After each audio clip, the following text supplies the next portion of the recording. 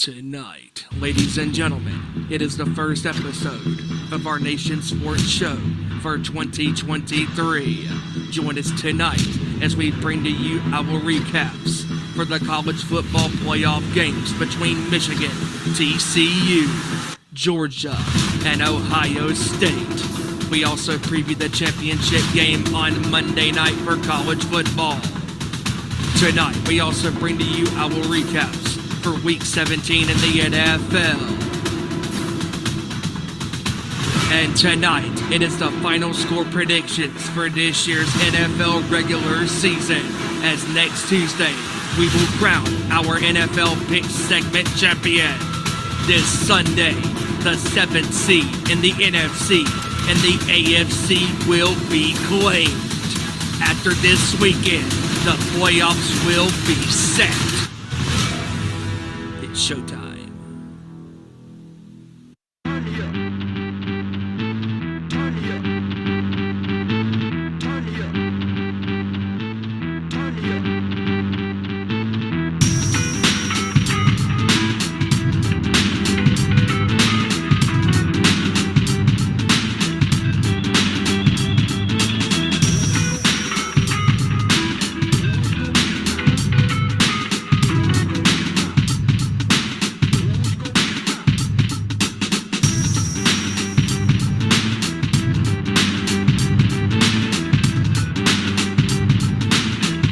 From the gridiron to the court, talking all that is sport, breaking down the latest news, scores, and more. Welcome to our Nation Sports Show.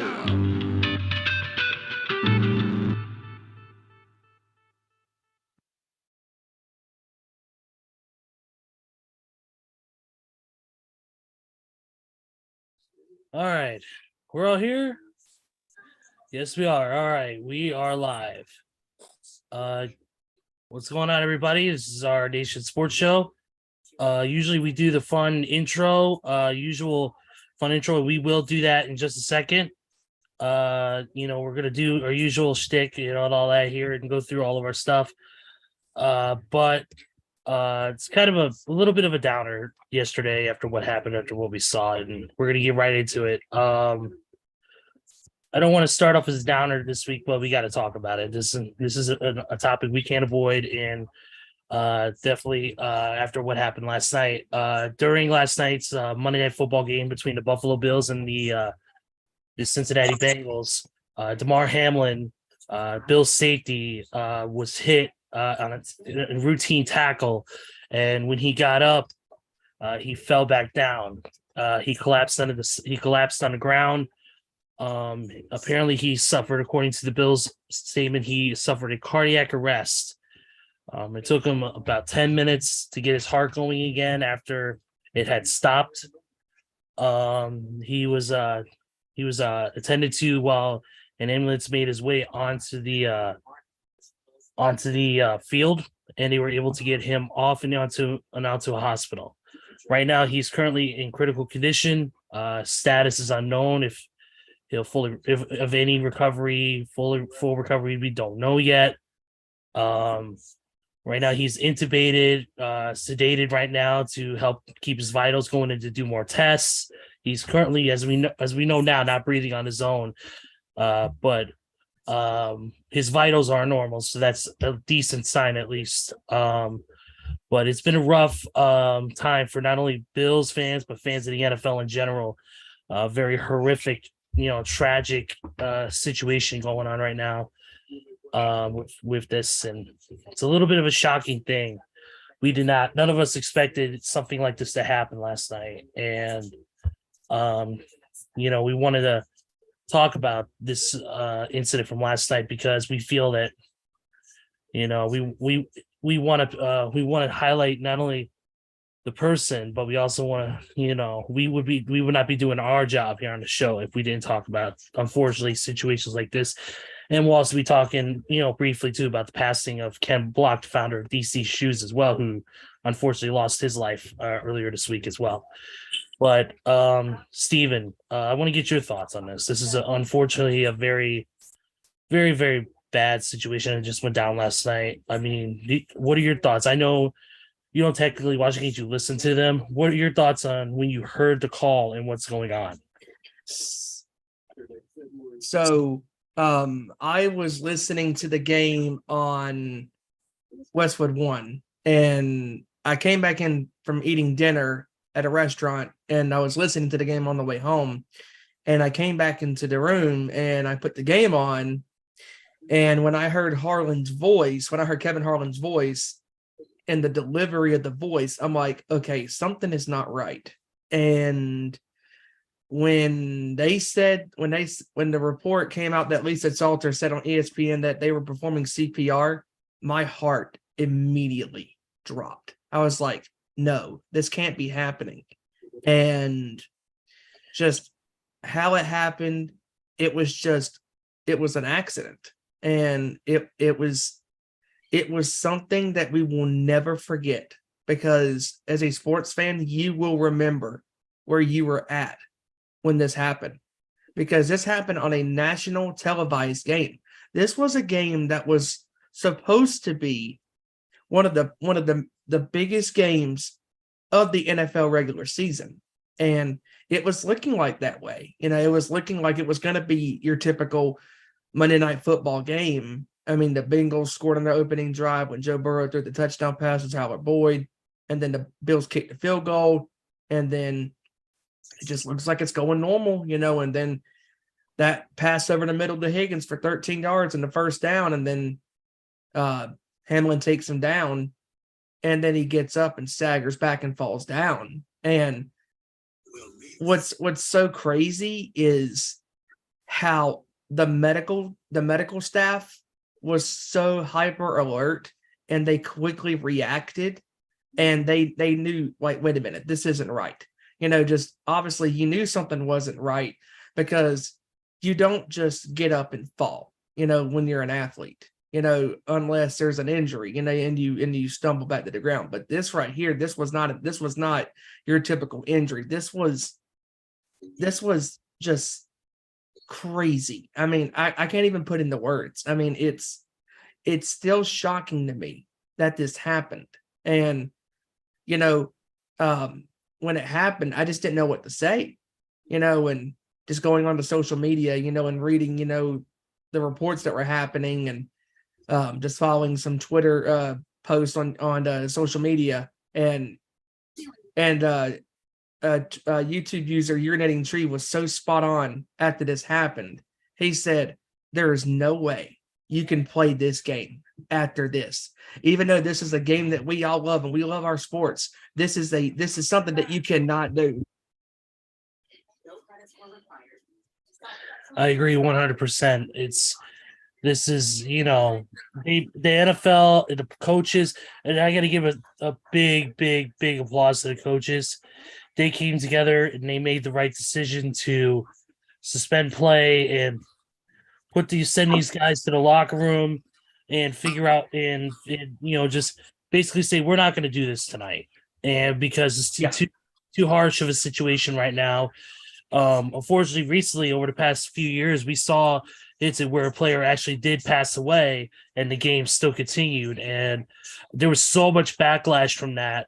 I'm glad that the NFL did make the right decision in with the NFLPA, and they decided, to go ahead and just postpone the rest of this game. And of course, update on that is that it will not be resumed this week. The game which is, to me, the right call. It's the right call. And, and when this happened, it was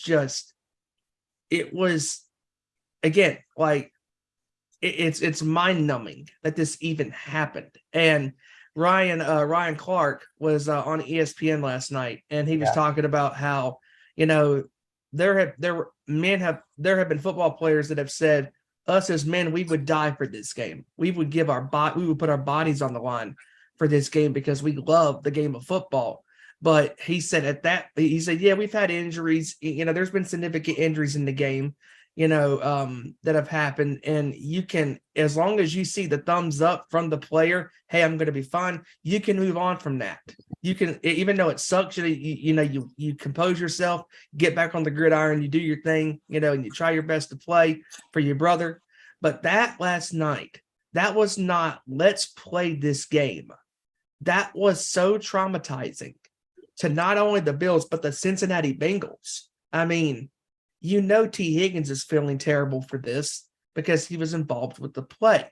And I just feel bad that this happened in general. It's just, it was just so shocking. And, and things like this, we're not accustomed to this happening. And Ryan said last night, he said, after that happened, these men did not have the, they did not have the, what's the word I'm looking for? Like the capacity, or the mentality to keep playing, because after seeing that, you don't want to play, because it was so horrifying to even be, being there in between the lines and playing, and Joe Buck and Troy Aikman and Lisa Salter said last night on SportsCenter that this was just a total shocker. And Lisa was just so emotional, and to Buck and Aikman, I got to give them credit, because those three did an amazing job last night in a situation that was so, horrifying. And, they did what they were supposed to do, and got to give them credit, for trying to make us, people understand this is what happened. And, to this very day, only Chuck Hughes is the only player in the National Football League to die on the field. And this could have been another unfortunate, death event, and thankfully he is still with us. And I mean, the fact that the medical personnel was there just like that with the proper equipment, the AED and doing CPR. And I was reading some articles today, and they were talking about how they did CPR, and then a couple other people were doing CPR, and then somebody was there ready with the AED, and it took a few more minutes to get his heart going again. And it was just, my God. I mean, it was an event that none of us as sports fans will ever forget. And also, this tells you how big this was last night. This is not just a sports story. This is a worldwide news story. This is everywhere. It's on CBS. It's on Fox, NBC. It's everywhere. Fox, NBC, CBS, ABC. It's everywhere. And our thoughts and our prayers go out to Hamlin and his family and his teammates. I mean, it's just, it was crazy last night. And I hope that nothing like this ever happens again, because we love the game of football. But that's the risk, that these men take. They put their bodies on the line for, to play the game that they love growing up. But when you see stuff like that last night, Zach Taylor and Sean McDermott, they made the right call. I mean, and I knew this game was going to be postponed when Harlan was talking about on the broadcast last night on Westwood One with Kurt Warner. They were talking about how Zach and Sean were constantly going back and forth, towards each other, on the sideline and meeting in the field, and just discussing, what do we do, and they got with the referee, Sean Smith, and they made the right call, and I got to give the Cincinnati crowd last night a ton of credit, because that crowd last night was so understandable. They were so understanding to what happened, and it was stunned silence. It was something, as a sports fan, you never thought or imagined that you would ever see with your two eyes. And it was, I don't even know what to say again at this point. I mean, it's just, it sucks. Yeah, it's definitely, we got to give credit to everybody. We got to give credit to, of course, the Troy and Joe. We got to give credit to Lisa Salters. we got to give credit to Scott Van Pelt and Ryan Clark too for maintaining professionalism in such a hard, harsh, rough time. And they had the unfortunate task of having to go live with SportsCenter and having to go live after this tragic situation. So I give all the credit in the world to SVP and Ryan Clark. They definitely handled it beyond record, beyond belief. Kevin, you want to go ahead and lead us off, man? Yeah, man. My hearts and prayers sincerely go to that young man and Damar and his mama, because his mama was in the crowd. Imagine your kid going through that, and you as a parent having to run down on stages of stairs and out of the stadium just to try to get an ambulance ride with your son, who they don't know his condition at the time. And I'm telling you, as the world of sports, I've never seen the world of sports as shocked and traumatized this bad since the death of Kobe Bryant, when they came on SportsCenter and everybody was just emotional. You can hear it in Ryan Clark's voice. He was emotional. You can hear it in Stephen A. Smith. He was emotional. Like, guys like that are on these talk shows they're devastated. And as a former player, I can tell you, on another subject, shout out to the Buffalo Bills teammates. My hearts are with them guys like Stephon Diggs, Josh Allen. These guys were legitimately crying, because let me tell you something. As a former sports player, during football season, you spend more time with your brothers, your teammates, than you do your own family. Those guys are your brothers. That's right. You build a bond. You build a bond. You build a brotherhood. You build a family. That is your family, not your family. Like, you love those guys. They're your best friends. They're your brothers. And to watch one of your brother just go through that, like, the whole team was shook. Like, Josh Allen, his tears were streaming down his face. Guys like that. And then, like, Stephon Diggs, and I thought this really touched my heart. But after the game, or after it was canceled and everybody went home, he got Ubered to the hospital to go check on his teammate. That's mad props, man.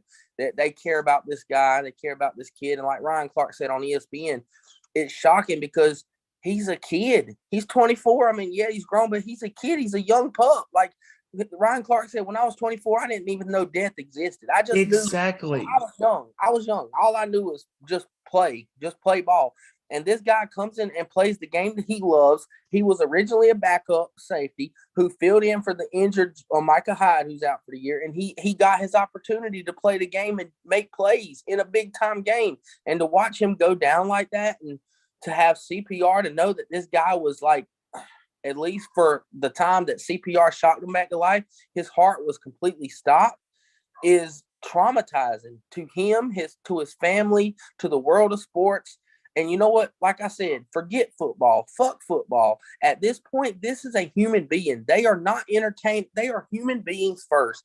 Their feelings come first. The teammates' feelings come first. If they don't want to play, I mean, who would you want to play after your brother just had to have CPR 2 minutes ago? And the NFL, I don't care what nobody says. Everybody's trying to contradict the story.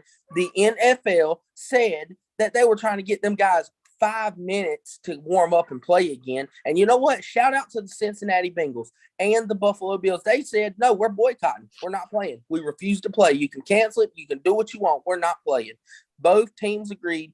And I got to give another shout out. Zach Taylor, he has earned my respect, as well as the whole organization for Cincinnati, as being a class act, because he showed up at the hospital after everybody was going home. He showed up to check on him. That is a class act. He didn't have to. That wasn't his team.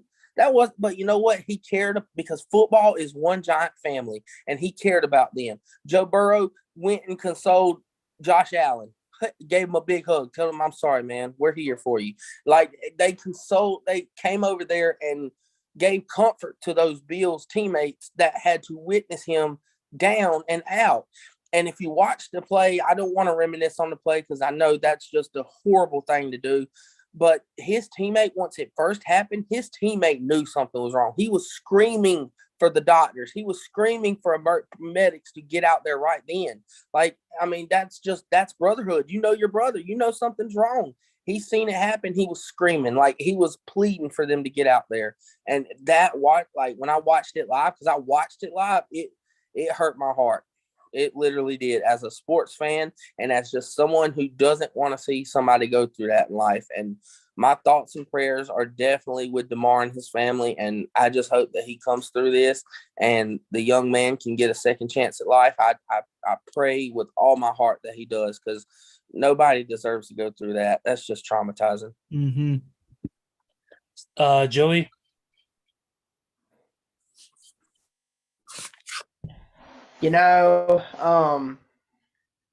Whenever I was checking on the game last night, this was right before I was laying down, I saw that it was 7-3 and that it was in a delay. And I was like, oh my gosh, did something happen? What's going on? And I saw that Hamlin or Damar was injured during the play, because I saw it on the ESPN app. And I was like, oh my goodness, what's going on? Why is this game in a delay? Did something happen? And later on, as my wife and I were getting ready for bed, she was looking on her phone and she asked me if I knew what happened to Damar Hamlin. And I was like, no, I haven't heard anything. What's going on? Well, she showed me the video of what happened. And as soon as I saw him collapse on the turf like that, I had the same reaction as Steven did. My heart just sunk. And I was like, oh my goodness, please do not tell me we have lost an NFL player on the field in prime time. Please don't tell me that. And I was keeping track of it as much as I possibly could before I went to sleep last night. And when I woke up this morning, I looked at another update and I saw that his vitals were normal. And I was like, okay, that's somewhat positive news. He still has a long way to go because but still is in a critical condition. But yes, nobody wants to see that. Nobody wants to see what we saw last night. And you got to think of all the other horrific, horrendous injuries that we have seen over the years. I mean, think back to, like Steven said in the pre-show, about that player that died on the field because of a heart condition that his family had. Think back to, even though he's a big douchebag now, but Antonio Brown back in 2009 when he got knocked out by Vontaze Burfict.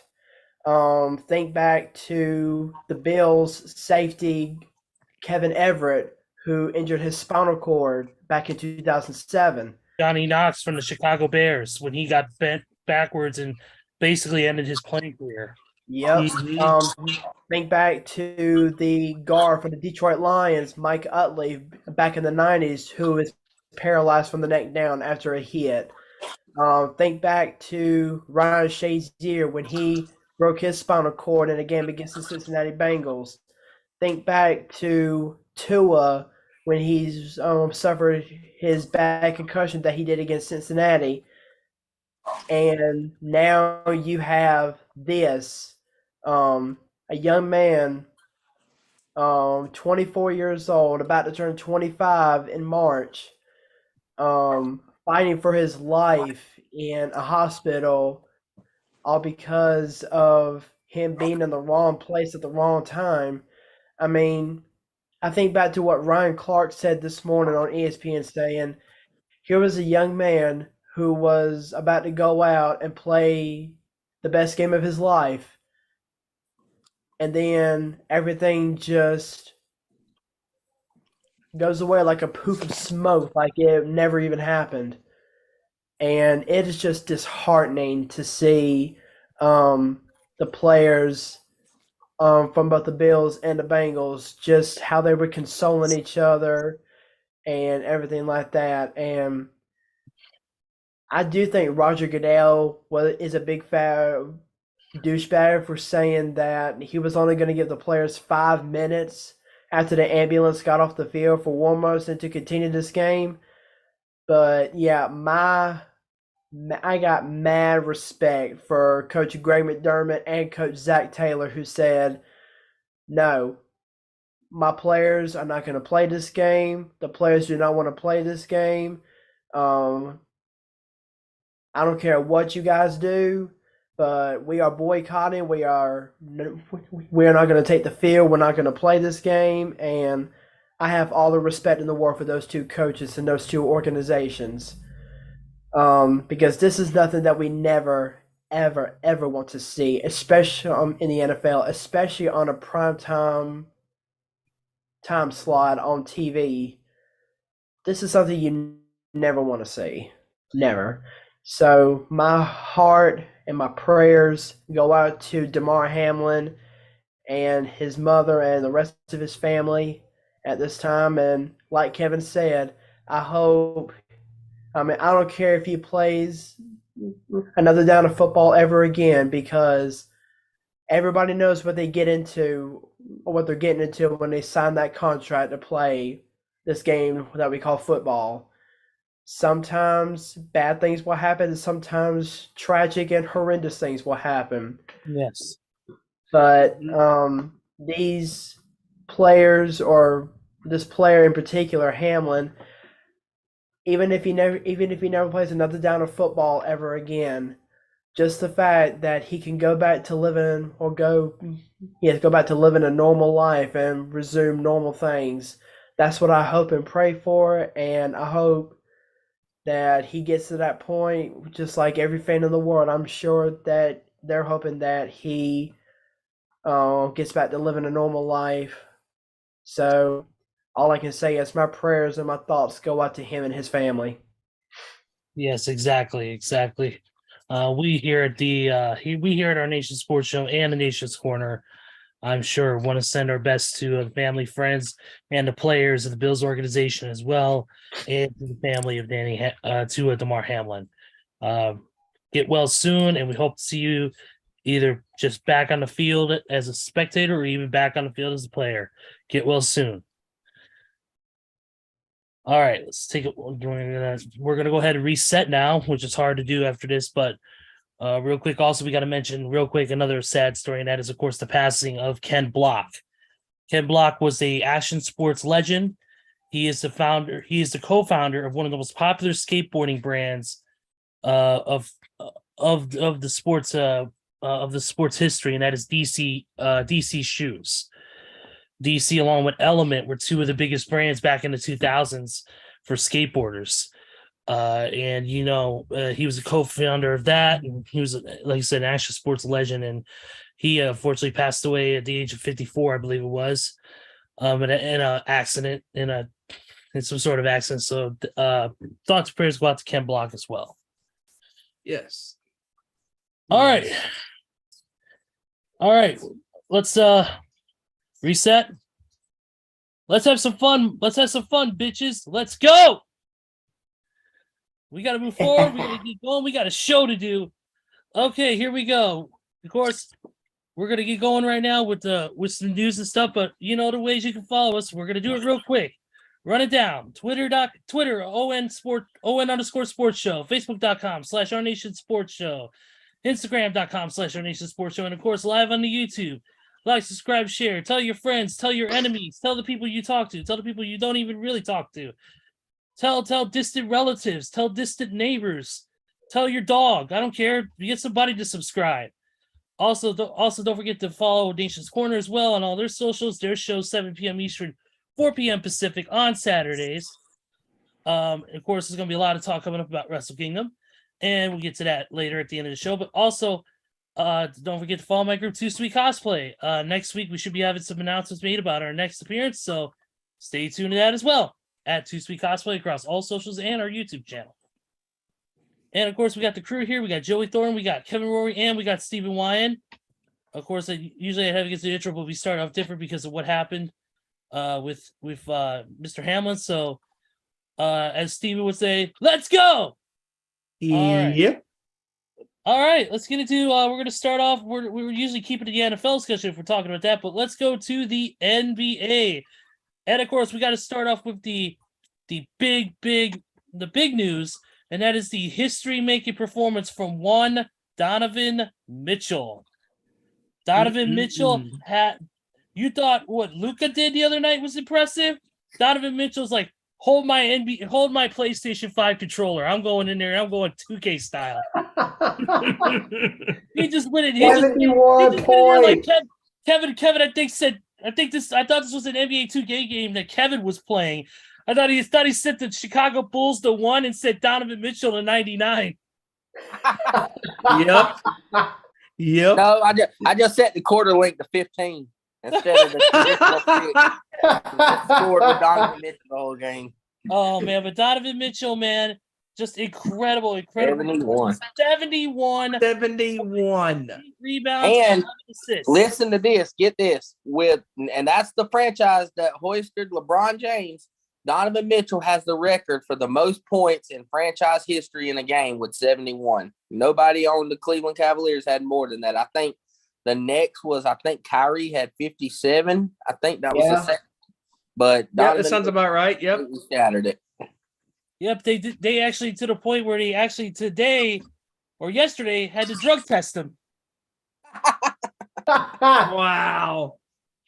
Says right here, the Cavs were drug tested on heels of Donovan Mitchell's 71-point night.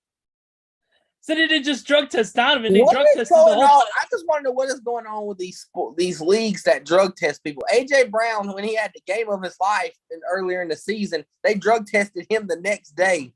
What is wrong with them? I know. I mean, what's next? I mean, you're gonna have Joe Burrow have another game of his life. Oh, drug test.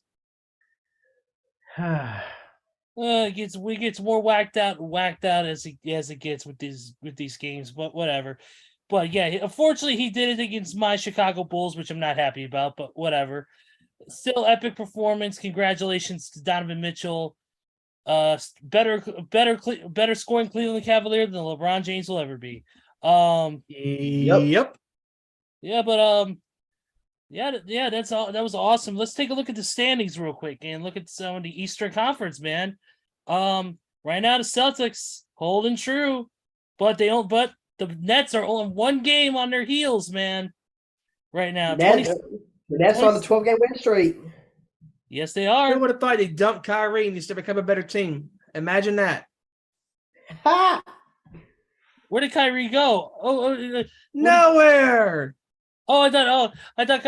Well, here's the problem is, here's the problem. Here's the problem is you can't turn Kyrie around because he only thinks the world is flat. Oh. Well, what? Hey, in other news, how about my boy Klay Thompson last night? 54 points. In double overtime. 54, yeah, 10. Kevin Looney putting in the game winner. Yep, the most points Klay Thompson's had since 2016 when he dribbled the ball 14 times. He had 60 points. And how about it now? The Warriors are on a 5-game winning streak with no Steph Curry or Andrew Wiggins. Pretty impressive. They're starting to finally find their groove now, so good luck. Yeah, we said it on the show a few weeks ago that if Golden State can get in a rhythm of winning multiple games, at least like a 5-7 game winning streak, they're in the hunt, And didn't I didn't forget to mention because I wasn't on the show, but what about the ass kicking they give the Grizzlies on Christmas Day? Yep. And Klay Thompson was in Dylan Brooks' face the whole game talking shit. That ain't like Klay, but it was funny to watch him point. And then after the game, they said, "What about the Grizzlies talking about a dynasty?" Klay Thompson said, "Dynasty? They haven't even won one yet. How you gonna be a dynasty? You got to win 4 like us to even be considered a dynasty. You ain't even won one. You ain't even make a finals yet." I said, "Damn, dude." Klay Thompson talking his shit. Let's talk about also in the Eastern Conference real quick. The Wizards, they went from being on a 10-game losing streak of about a week or so ago to on a 5-game winning streak, and they're number 10 right now in a chance for to play it. Crazy. Yeah, this is your top 6 right now. These are the top 6 right now. Celtics, Nets, Bucks, Cavaliers, Sixers, and Pacers, all in that order. And then right after that, you got the Heat, the Knicks, the Hawks, and the Wizards, and then trailing Bulls, Raptors, Magic, Hornets, and Pistons at 10 and 30. The NBA now has become the new NFL. Parity. And then you look at the Western Conference. you look at the Western Conference, you got the Nuggets, the Grizz, the Pelicans, the Mavericks, the Kings, and the Clippers in the top 6. Nuggets are only a game and a half in front. Nuggets are only a game. Yeah. Nuggets are only a game and a half in front of the Grizzlies right now for first place. Oh, but wait a minute. And the Pelicans are only. Wait a minute. What was that 5th team you said? The Kings? The team that has always sucked over the years? They're in In, that top. in the words of Shaquille O'Neal, the Sacramento Queens. They're Sacramento, in the top 5 slot. Golly, Moses. I would imagine that What was is subject going on to change. here? 19-16. They just lost the game, but they're at 19-16 right now. They're tied right. They're technically games back. They're tied right now with the Clippers, but they still have a 19. Let's just call a spade here. The West is a fucking roller coaster right now. There ain't nobody ahead of nobody. It's just all up and down the whole roster, except the Lakers. They still suck. The Lakers are dead in the water. I'm about to say the West is on a roller coaster right now, except for the Lakers, because they're too worried about who's going to be on the AARP insurance by the end of the year. Kyrie. Yeah, the problem is they don't have like I said, once again, they don't have a roller coaster type season in the Eastern Conference because Kyrie doesn't believe in it going up and down in the round.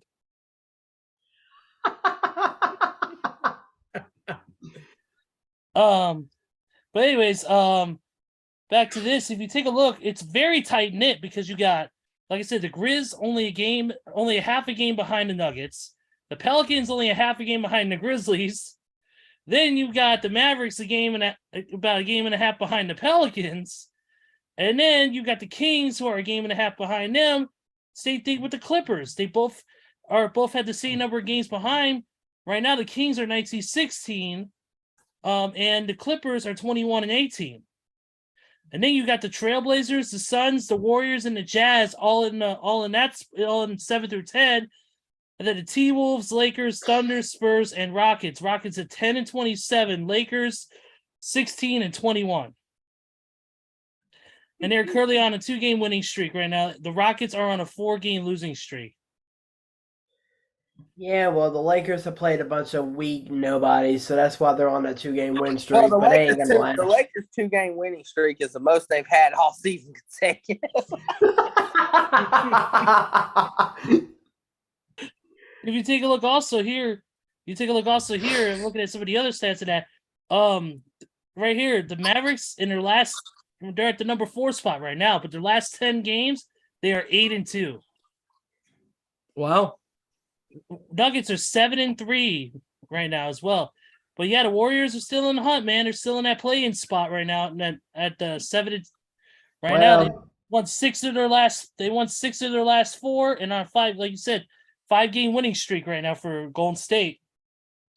Well, I'm telling you right now, I know this is still early in the season, and I know we got a long way to go.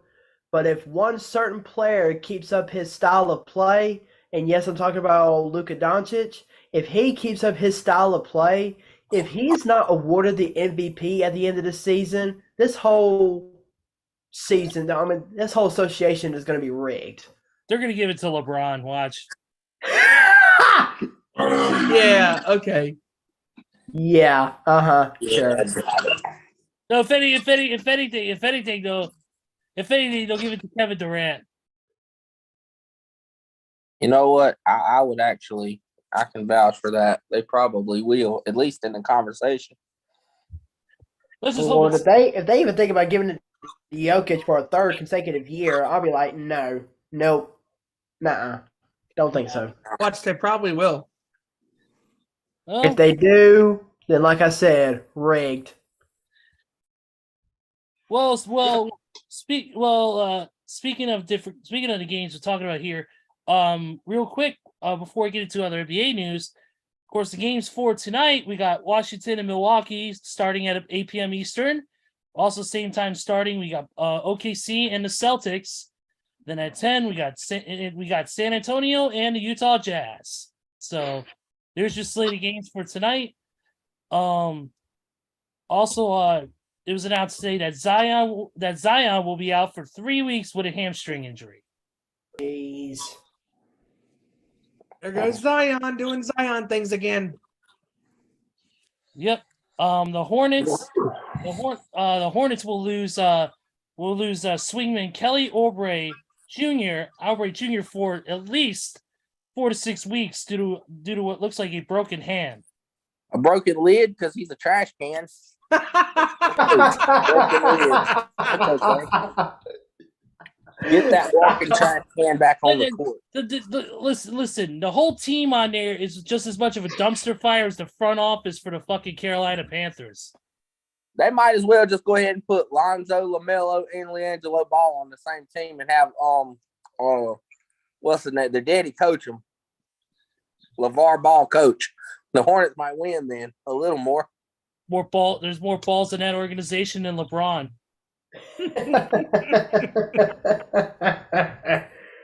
Wow. But anyways, yeah, that he's gonna be out 4 to 6 weeks with a hand injury. Right now we got the rookies. We got the key rookies of the month.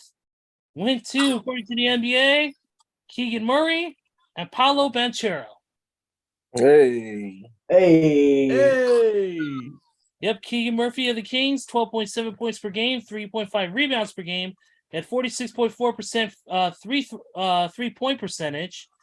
And then for Paolo Banchero, I almost called him Ranchero. I'm hungry. I guess I'm hungry for Taco Bell. I guess I'm hungry for Taco Bell. I want some Ranchero. 19.1 rebounds per game, 6.5 rebounds per game, and 4.1 assists per game. So good performance for the rookies. And for the players of the month of December, Luka Doncic and Joel Embiid. What's new? Yep, once again, key Eastern Conference Players of the Month. I'm not going to read stats because you know what those stats are. But that's it on the NBA news that I know. Hey, listen, real quick, in reference to 2K, Steven knows this. I'm going to give you Luka Doncic stats for the month. A ton of points, a ton of rebounds, and a ton of assists. That's his stats.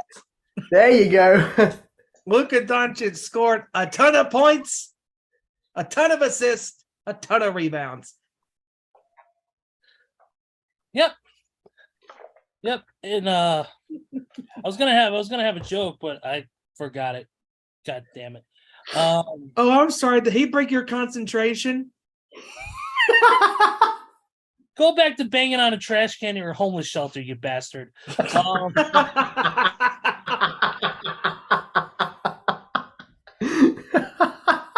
Steven over here trying to match insults with me. Yeah, buddy, try again. Try again. I got more jokes. I got more jokes with me than the entire fucking Lakers organization. Oh. But let's see real quick. Right now, All-Star voting is open. So everybody go vote for Kevin Durant, LeBron James, and Luka Doncic and make sure they make it in.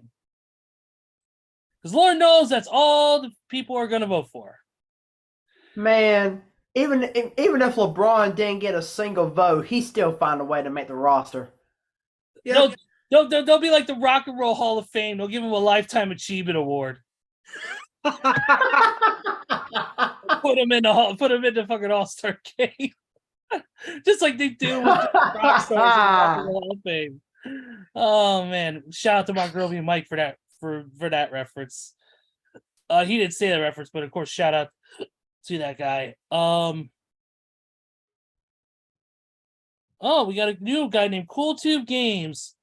He put, do y'all think LeBron gets traded? Obviously, I don't think so. But then again, with the Lakers not really doing well this year, LeBron has a tendency of leaving teams, as we've talked about a couple weeks ago. So who knows? I don't see him getting traded. I do see him leaving.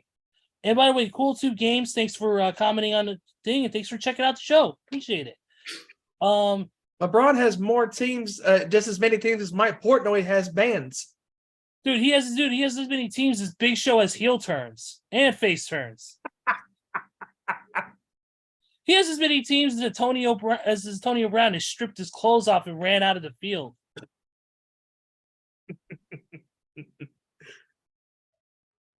Like that rap said, where is Antonio Brown? He ran off the field and he cannot be found.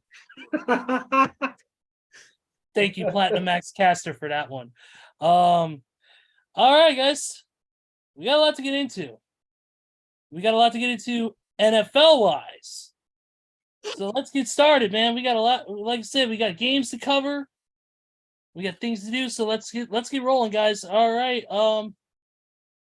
Let's start off with this past week's games. Of course, we know the situation involving the Buffalo Bills game, and we know that game right now is postponed. We don't know when that will happen, but we do have this. Of course, on Thursday we had the Cowboys taking down the Tennessee Titans 27-13. And Joey got that score correct. Oh wow, I didn't even realize it. Hey, You got that score right on the money. A blind squirrel finds a nut at least once. true. That almost happened with the Titans for at least the 3 quarters. It was only a 1 possession or less game. Cowboys were struggling against a 4th string quarterback. Good job, Dallas. Good job. And that backup running back was running pretty good on them. I'm like, dude, you're struggling against a backup running back and quarterback. Let me just clarify this real quick, and I know we got to move on, but Tennessee was missing 22 players on their injury report. 22, and Dallas was missing 1.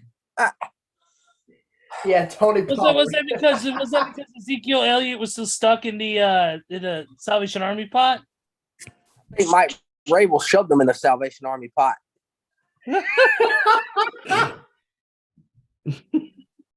Oh man, we got that one. And then of course the first game on Sunday was the Cardinals and the Falcons. Falcons winning that one 20-19. Young Hoku with the game-winning field goal. Absolutely, and a quick update on the Cardinals, real quick. Kyler Murray has finally finished the first round of campaigns in Call of Duty Warzone. Yay! Someone give him a bone. Yay! Oh yeah, and another note on Kyler Murray. He doesn't know who Larry Fitzgerald is because he posted a picture of Brittany Griner on his social media claiming it was Larry Fitzgerald. Wow. Yeah. Okay. All right. Next thing you know, I'm gonna post a picture of some. I'm gonna post a picture of Stevie here. I'm gonna say it's Dave Grohl. One of these things is not like the other. Oh, a lot of these things are not like the other in this room right now. Oh no.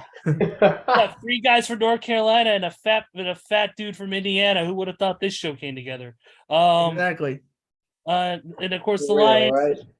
and the Lions destroying the Bears 41-10. That's another thing I didn't expect to happen. And I gotta file that murder charge against Detroit, Ezra. No, I think I'm only gonna go. I'm gonna go with the assault charges. I know this is Assault battery. I know this is a little setup in the future, but this is going to set up a really good showdown next Sunday night, which is flexed into the Sunday night slot with the Detroit Lions and the Green Bay Packers. Well, basically, winner take all in that scenario. I'm going to be rooting for Detroit so hard. The only way this becomes a winner take all situation if Seattle loses. Yeah, because if Seattle wins, Detroit, it don't matter what they do. Well, if Seattle wins, Seattle's going to root for Detroit because Green Bay gets in no matter what if they win. Because they own the tiebreaker over Seattle for the best conference record. Time to clip the wings of the Sea Chickens. So I'm hoping. I don't want damn Rodgers in that shit. Who would have thought? I mean, like this season it's been so wild and chaotic. And his defense and Christian Watson saved his ass. That's exactly what it is. Oh, I got something for that game later. Oh yeah, we're gonna get to that. Don't worry. Yeah. But I agree, Steven. I do. 31-3, Jaguars took out the Texans. Took Look him out, out man. there. That sets up another AFC South Championship game next Saturday. Titans and Jaguars, which Jaguars look might Yeah, go shot. you might as well go ahead and get the Jaguars to win at that one because Dobbs is starting once again for Tennessee. Mm-hmm. Because if Tennessee somehow makes it out of it, they're going to be one and done out the door in the postseason. Yeah. Nope. Yep, I agree. And the next game you have on here is the Denver Rollback Donkeys barely losing to the Kansas City Chiefs 27-24. Man, Yeah. they The love second making time. they love making the Chiefs work for that shit, don't they, huh? Yep. They sure do. That's the second time this season the Chiefs have struggled to put away the Donkeys, and they let Russ cook at the end.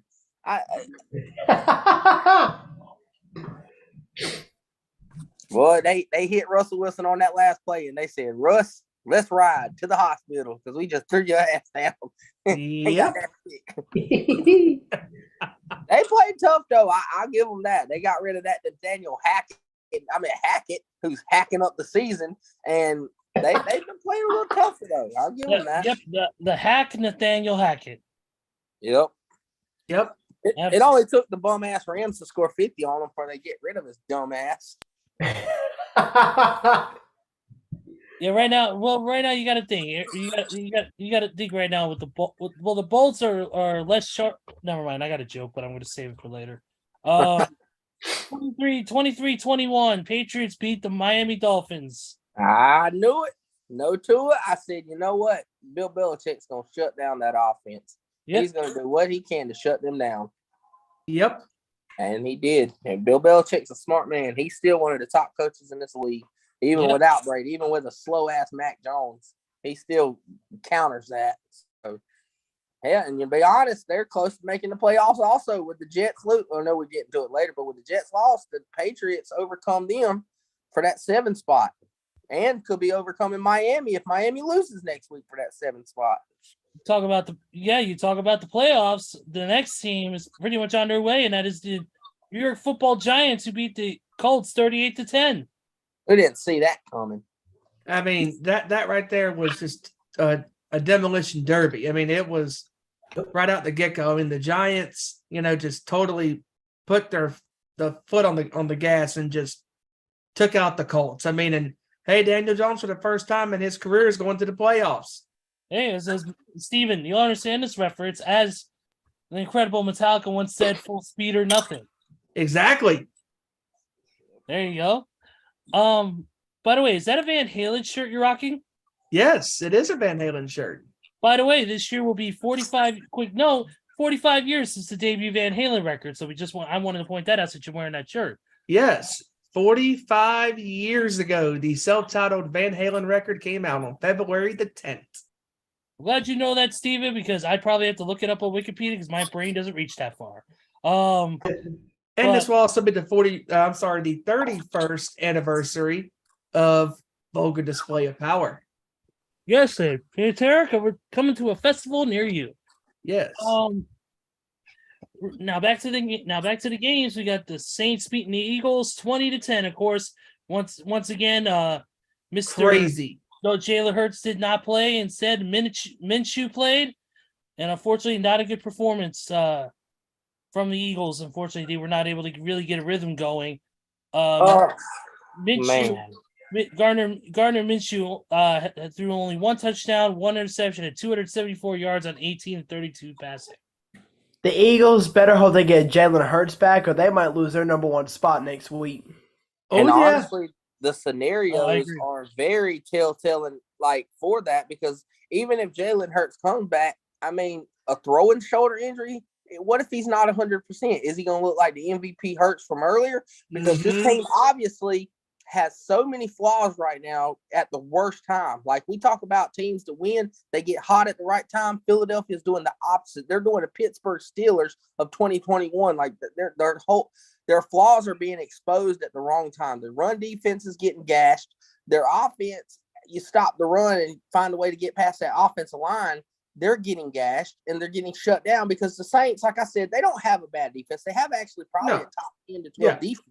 So when you play defense on them, I mean, I know it's without Hurts. That's why I'm not going to jump off their wagon and say they're done. I'm just saying if Jalen Hurts ain't Jalen Hurts, I don't see this team going far at all and next week they better hope they win because they got a divisional rivalry game against the Giants, who the Giants said they're playing spoiler. They have nothing to win or lose. They're just going to try to go spoil Philly's fun. And could you imagine that? Because if that happens, Dallas is put in a prime position.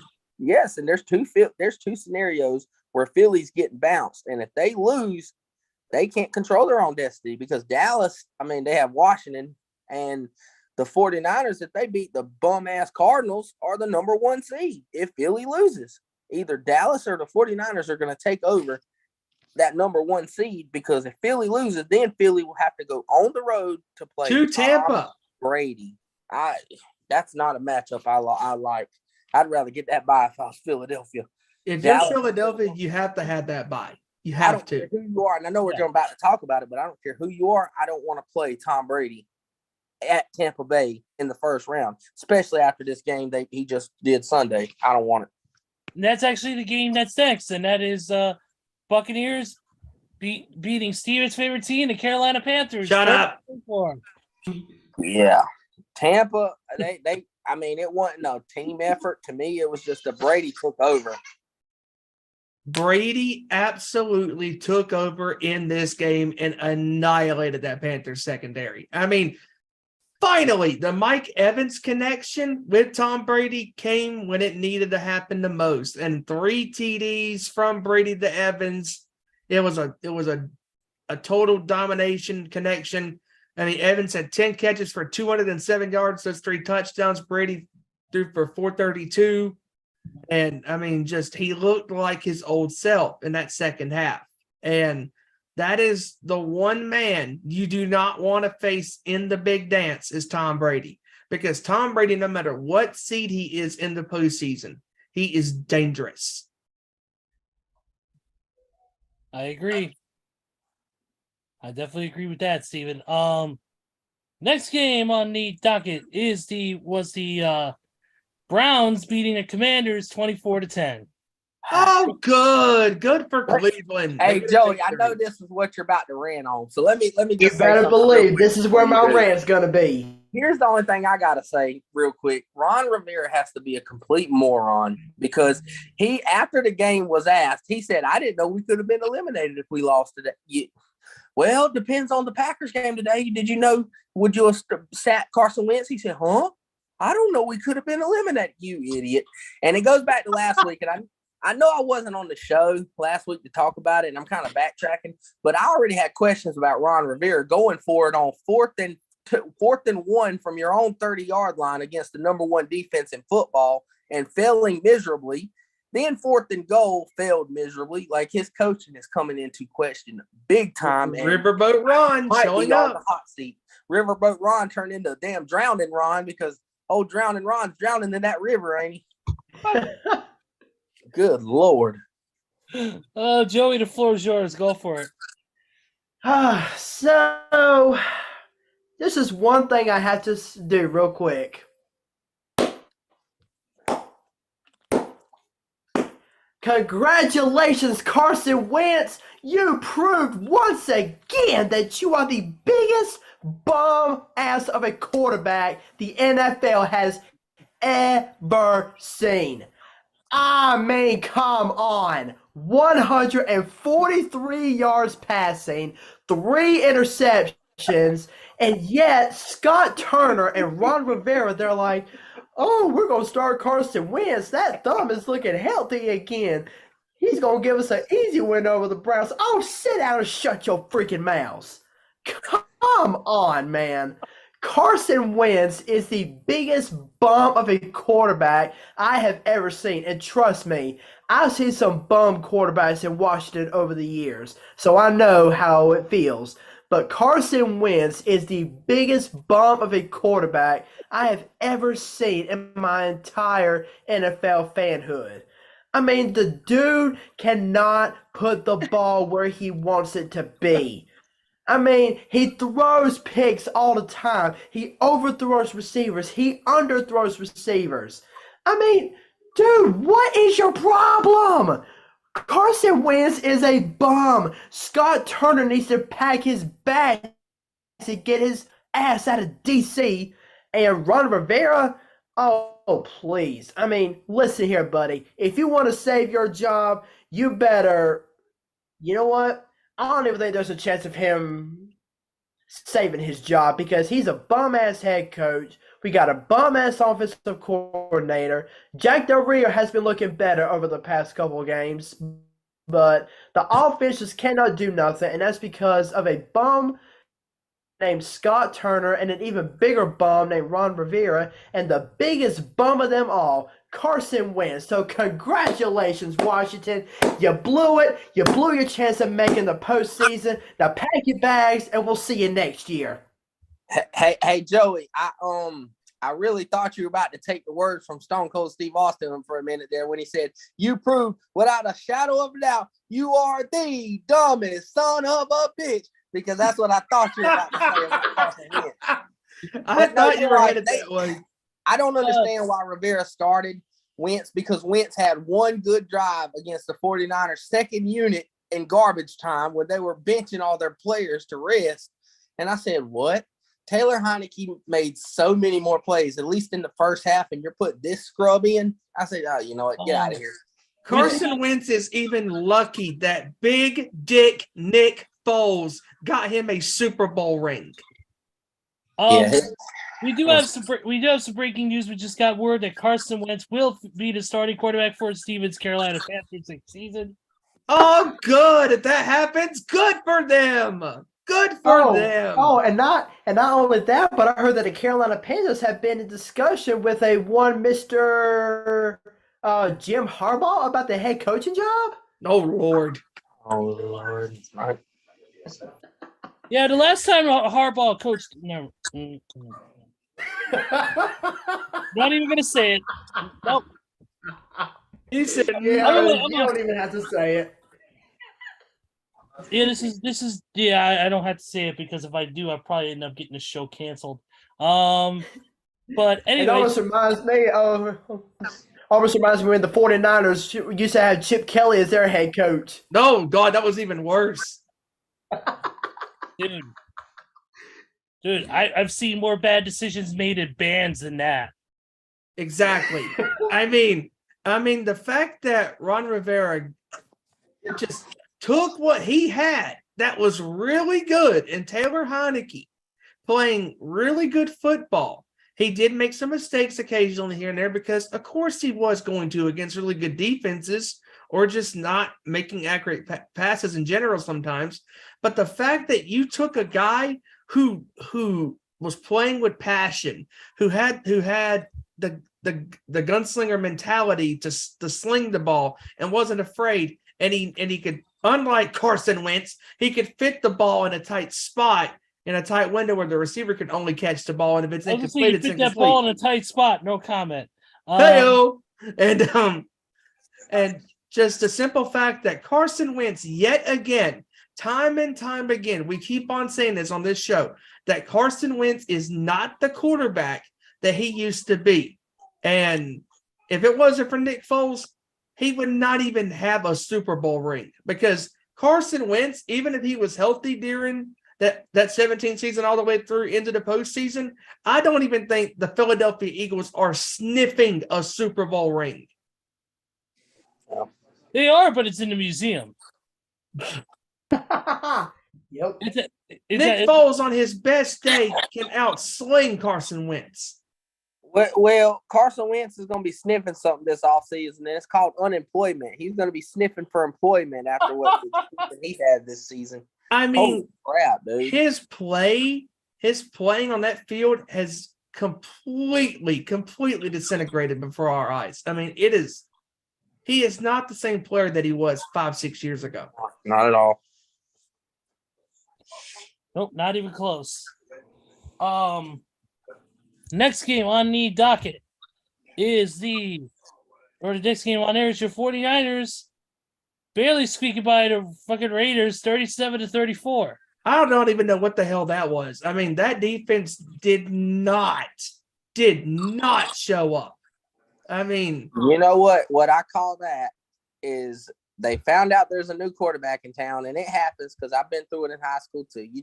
You sleep when you basically go through the motions and sleep on a team that you know is bummed out and it's got a new quarterback going through all this drama, and you just kind of bullshit. That's what the 49ers did until that fourth quarter. The whole 3 quarters, they were just lollygagging around with a piano in their shoes, trying to run, chasing everybody, leaving Devontae Adams open, which you can't do because he's always killed the 49ers. But there's one thing I look at it like a glass half full thing.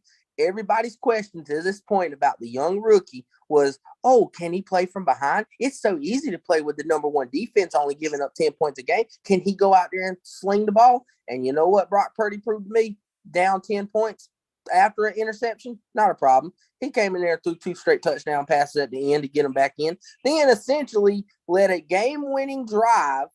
Robbie Gould missed the damn kick. It should have been over in regulation. But then overtime, the defense said, you know what? Okay, we're going to sit up in our chair and play for real this time. And Nick Bosa, Defensive Player of the Year, pushed the damn tackle into the damn quarterback who forced that interception to return it back to the 4 for the game-winning field goal. So you know what?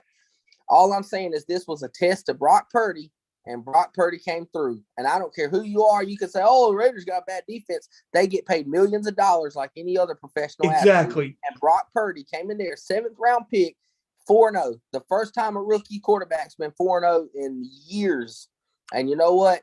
If this guy isn't at least in the docket for Rookie of the Year, it's absurd. I'm not saying win it, but how many other he's the best quarterback in this draft class so far. Exactly. By a mile. And then here's another thing. If Nick Sirianni for the Eagles keeps losing, I'm sorry, but I think Kyle Shanahan deserves some nods for Coach of the Year. If he has the best record in the NFC next week, if the Eagles lose, he's on his 3rd quarterback, and they're about to be possibly 13-4 with 3 quarterbacks. I mean, come on, all the injuries, you got to give Kyle Shanahan some props. And I know I criticize him a lot, but he's done a lot this year. It's my birthday. He's done a lot this year. And all I got to say is I hope this rookie keeps on going because I think he's going to end up being the starting quarterback next season. Brock Purdy is taking a situation that looked impossible, and he's turning it to a complete possibility to be the starter next year. I mean, Jimmy Garoppolo goes down with the season-ending injury, we talked about it, how Garoppolo avoided surgery. But even if Garoppolo comes back and they say he's healthy, watch what Shanahan does. They're not going to play him. They're not going to play him. You stick with Purdy. Came in there and essentially led a comeback against the Raiders. Because essentially, this could be a great thing for Purdy and the Niners, because if Garoppolo does come back to the sideline, he can be there for Brock on the sideline. Hey, the backup quarterback like he did for Trey Lance. Just accept that role and know who's hot, because Brock Purdy's hot right now, and he's doing the simplest shit. Like his confidence, his confidence is like on 100. So like he faces pressure and he gets hit, but he hangs in the pocket, makes the throw. Jimmy G, as much as I loved him, he gets happy feet and starts dancing and throwing erratic passes. That's what causes the turnovers and interceptions.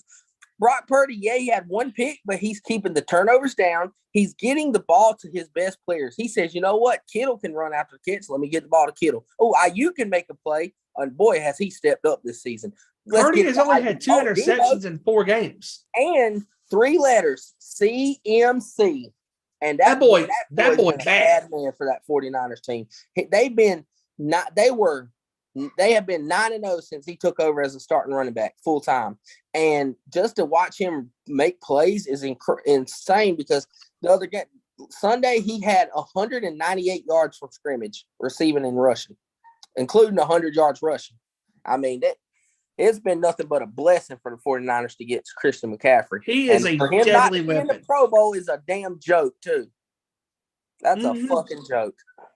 And CMC is a complete package on that offensive side. I mean, he can catch the ball out of the backfield. He can run deep down the field, and he can run in the backfield and run through the tackles and in between the tackles. And he is a great pickup for San Francisco. And he is just playing some great football. Not to mention, they're doing all this without Deebo Samuel the last 3 weeks. Exactly. They get him back this week. And I doubt he plays half the snaps this week. He might play the first half just to keep his legs in game shape and be done. Yep. All right. I do want to point out real quick before we move on to the next game. I've received some breaking news. As of right now, they're saying that Damar Hamlin is starting to take a turn for the better. His uncle posted on social media that whenever Hamlin was first admitted, he of course was on 100% oxygen, but he is now down to 50% and has begun to start breathing on his own. Good. Right. Good. Absolutely. Yeah, he's still listed in critical condition, but he's taking a turn for the better. So let's just hope it stays that way. Exactly. All right, next game on the list, since we got to get through these, is the Sea Chickens beating the Jets 23-6 against a team that can't figure out who their fucking quarterback is. Nope. On. Whether it's Mike White or whether it's fucking Zach Wilson.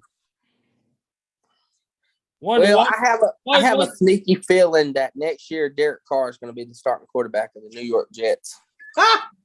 No, I mean, I like Derek Carr. I think the Raiders are fucking idiots. They're ignorant clowns because he's obviously not your fucking problem. It's Josh fucking McDaniels. Minton ran about it earlier, by the way. But yeah, he's your fucking problem. But you want to get rid of Derek Carr? I mean, look, the Broncos are playing more competitive once they got rid of that bum of a fucking coach, Nathaniel Hackett. So what do, Raiders? Oh, we just get rid of Derek Carr. Okay, yeah, that's not your fucking problem. Well, he's going to end up on the New York Jets or possibly Stevens Carolina Panthers next year. He's going to be a good quarterback where he goes, though. I promise you, especially the Jets. Yep. Definitely. The Vikings the Vikings losing to the Packers 41-17. Kevin Coleman did it One job. You had one job, and that was the point. Karen Rodgers and his bitch-ass Green Bay Packers in their fucking place. You couldn't do that, could you? Oh, my goodness. Dude, we went from 2022 fucking Kirk Cousins to Washington Commanders 2000-something Kirk Cousins. Kirk Cousins again in the biggest spotlight of them all. He screws it up. And you called it, Kevin. And ironically, the same freaking score was happening in this game. 40-3. You know what? I said this once, and here's my little mini rant for the day. Kirk Cousins is solar powered. And what I mean by that, I mean that if it's not a 1 o'clock game, he stinks because that's when the sun's out. When the sun is setting and it's going down, oh boy, he looks like damn Derek Carr this year. He's horrible. So I mean, he's horrible. I'm gonna change the lyrics to when the sun comes down, we'll be grooving. It's when the sun goes down. When the sun goes down, we'll be losing. Thank you for putting a great Kenny Chesney song, you asshole.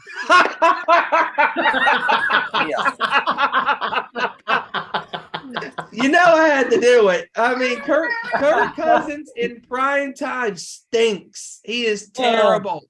The Vikings, they're so fucked. Shit out of luck, hardwired and self-destruct.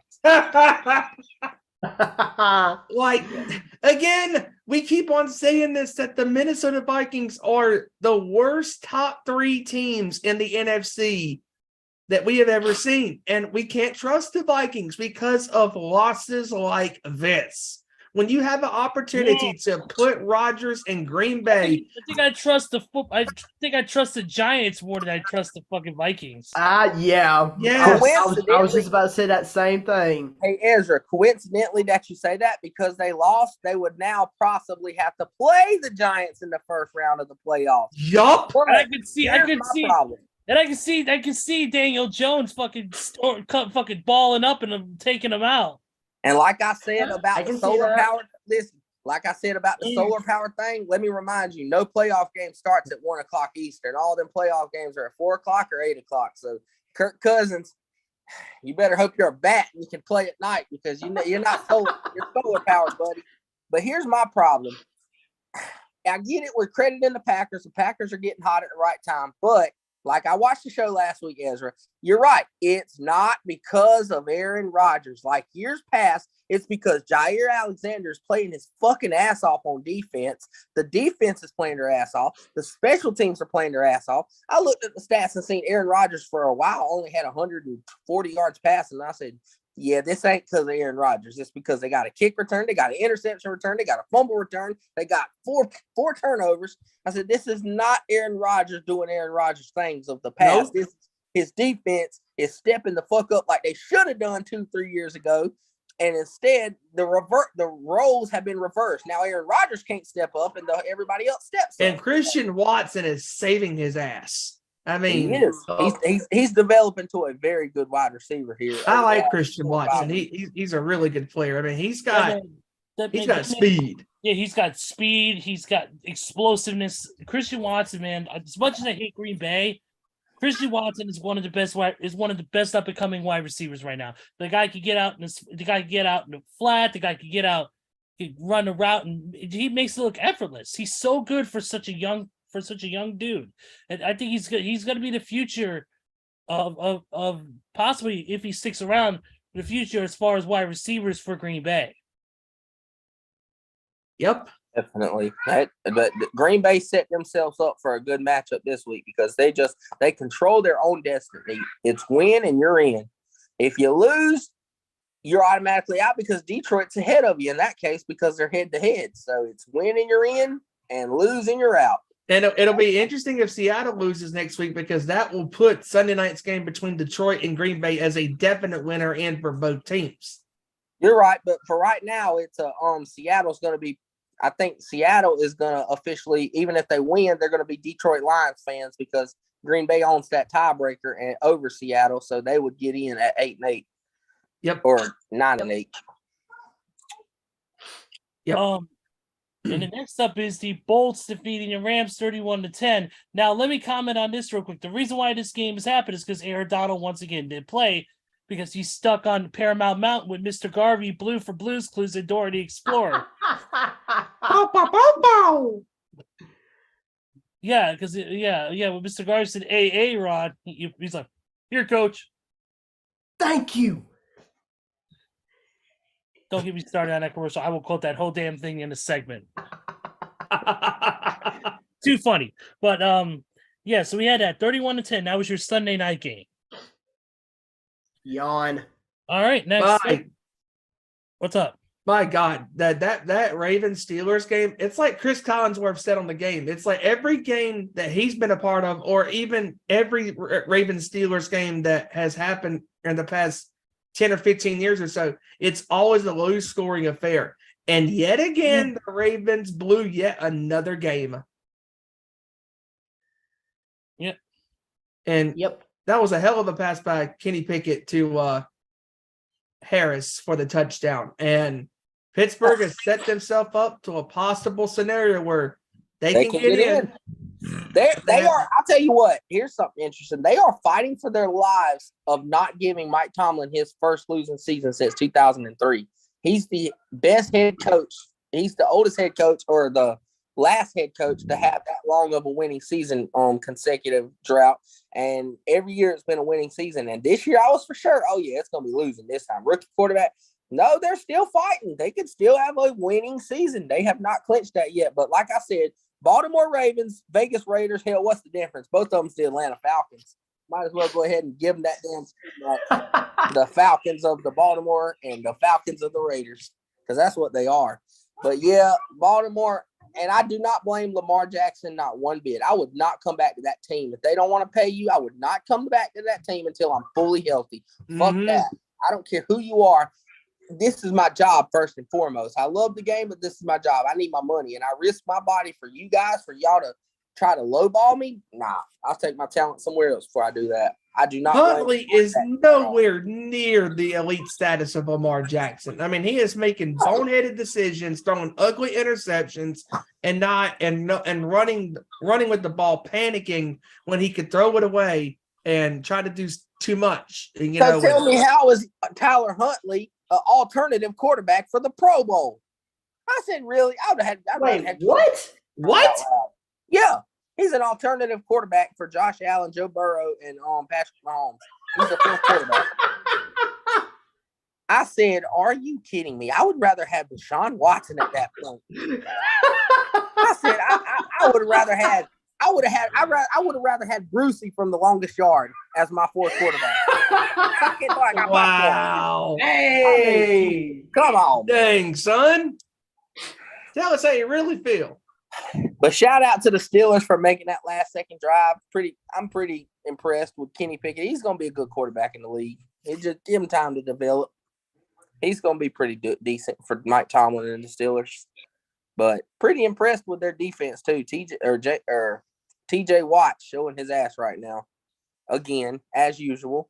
So, Good job to the Steelers, who still gave themselves a chance next week. Yep. And before Joey gets to the scores, we gotta read for this. Sponsored by Equinox Cream. Does your Shangri-La have an itch? Try Equinox.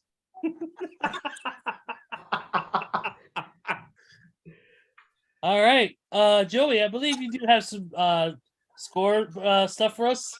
Get your stats.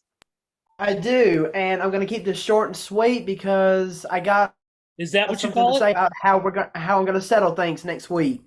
So Kevin and Steven are our two winners from this past week. They both went 13-3. I went 11-5, and Ezra went 9-7. All right, so since this is our last week of prediction battles, here's how I'm gonna do this. Once again, I'm not gonna say overall records until next week when we crown our winner. So here's how I'm gonna do things. We're gonna do our battle. We're gonna do our prediction battle as always. However, in order to keep things twisted, I'm gonna have each of us pick one game from the schedule. One game from the schedule, and I have a couple of rules in this. Rule number 1: we cannot pick the same game. All four of us have to pick a different game. Okay. And rule number 2: we cannot pick a game that features our favorite team. Oh, sorry, Steven. No Panthers games for you. I want to pick them anyways. Yeah, so each of us has to pick a different game from the schedule, and I'm going to write down our predicted score for that game.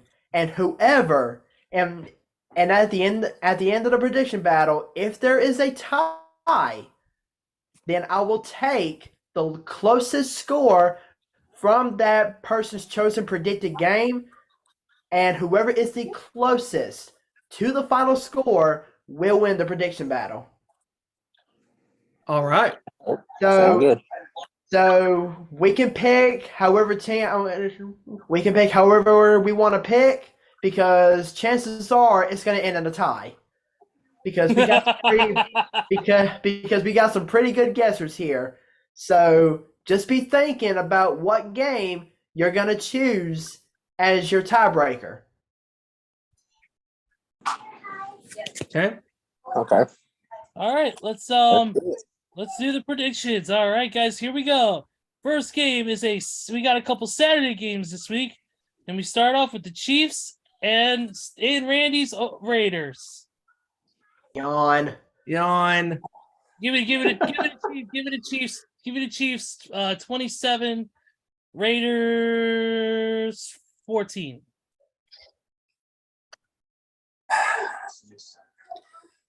I'm gonna pick the Chiefs. I think they've been a little suspect scoring the last 3 weeks, but you know what? This week they're going on a rampage.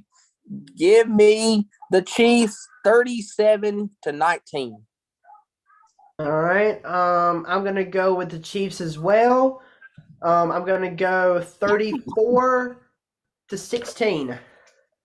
Okay. I'm gonna go Kansas City as well. I'm gonna go 30-17. Okay. All right. Next game. mentioned this game earlier. Titans and the Jaguars in Jacksonville, TIAA Bank Field. For the AFC South title. That's right. That's right. That's right. Will Tony Khan have another championship to add to his mantle? And to that, I'm going to say yes, because I'm going to start off with this one. I'm going to go Jacksonville. I don't care if Derrick Henry comes back this week. The Titans starting their fourth string quarterback once again. It's going to lead to nothing but doom for the Tennessee Titans. So give me Jacksonville in this one. I'm going to go 27-10. I'm gonna go Jacksonville in this one. I'm gonna go 27 to 17.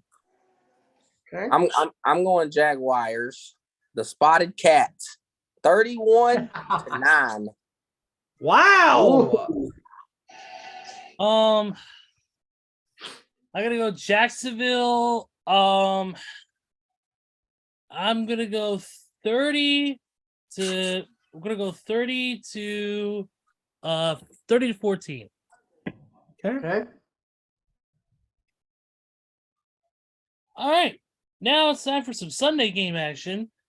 And we got the Bucks versus the Falcons. Yawn. Give me Tampa Bay. I'm gonna go Tampa 28-14. Give me Tampa Bay 28-3 by the third quarter. Oh, Look at Ezra being nice and giving them a field goal. No, that's by the third quarter. I didn't say the end of the game. No. But all seriousness, in reality, Tampa Bay is gonna dominate. Tom Brady's gonna have a hell of a game. Sorry, Randy. I gotta go with Tampa Bay. Tough one. 28 to 9. Okay.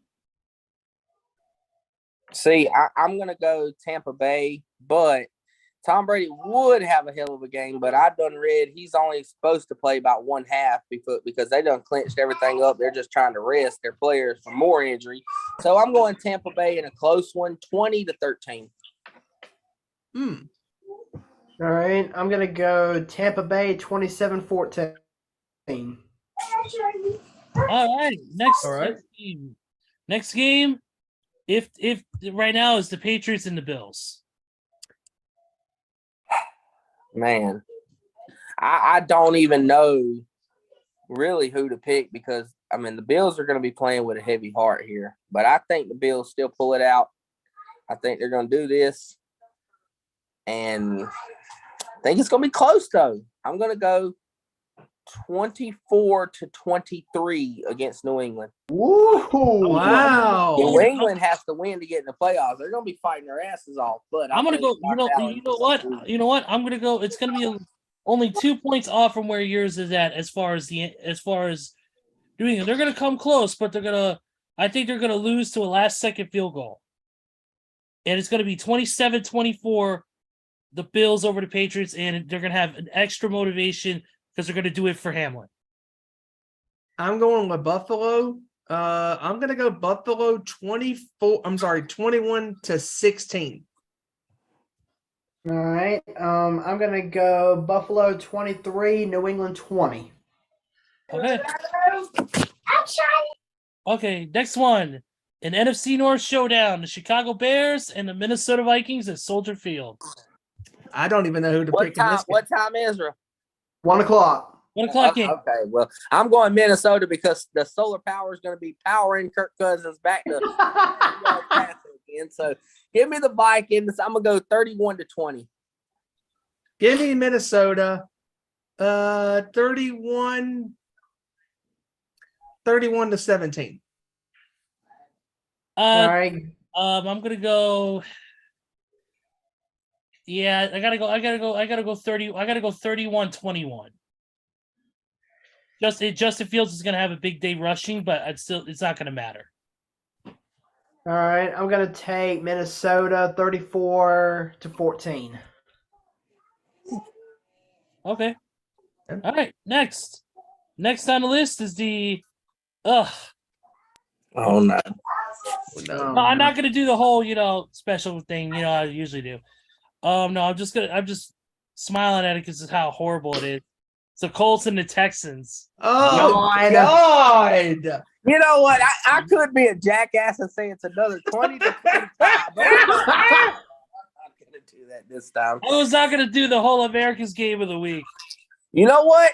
Give me the Houston Texans for the win, 13-9. Oh, Wow. Let's go. Houston Texans. You know what? I'm going to Texans. I'm going to up yours a little bit, Kevin. 14-10. all right. 1001, Bob. I'm actually gonna go Houston as well because the Colts are just flat out garbage. They're trash bags from Indianapolis. Lucas Oil bags. The Lucas Oil trash bags. Yeah, I'm gonna go Houston as well. I'm gonna go 13-8. God! What? Get the hell out of here! Get that baseball score out of here. That's a baseball score. This isn't your Atlanta Braves taking on the Philadelphia Phillies circa 2005. Give me Houston. The Colts suck. Jeff Saturday is a horrible coach. Give me the Texans 17-14. At least Steven's score was actually somewhat legitimate. Yours sounds like a score you made up while drinking a couple Modelo's. Maybe I did that. Who knows? No. If I didn't have other things like Wrestle Kingdom this morning, I probably would be. But no. We got this is the game of the week right here. The Jets and the Dolphins, man. Oh, bull. You know what? Give me Jets, Jets. Give me the Jets. Give me the Jets 17-14. What's the game? Jets and the Dolphins. Jets and the Dolphins in Miami. Oh man, again, no Tua. And you know what? The Dolphins need this more than anything because they're about to get bounced out of the playoffs. I'm going to go with the Jets. I think the Jets got their number defensively. They blew the doors off of them the first game. I'm going with the Jets again. The Jets 27, the Dolphins 23. You know what? There's no Tua. We don't know the status of Teddy Bridgewater. I don't trust the Dolphins because the Dolphins are on this losing streak and they're just. I think everybody's caught up to them and they got their number. I'm going to go with the Jets in this one. I'm going to go with the Jets. I'm going to go with the Jets 23-20. Well, no, Steven, though, you're wrong on Teddy Bridgewater's status, though. There was an update today from ESPN from Adam Schefter on his status. Traded. Oh! No, I'm kidding. Traded. He's bouncing to another team because, he does that all the time. Man, that joke went over your head like that joke went over your head like a Led Zeppelin.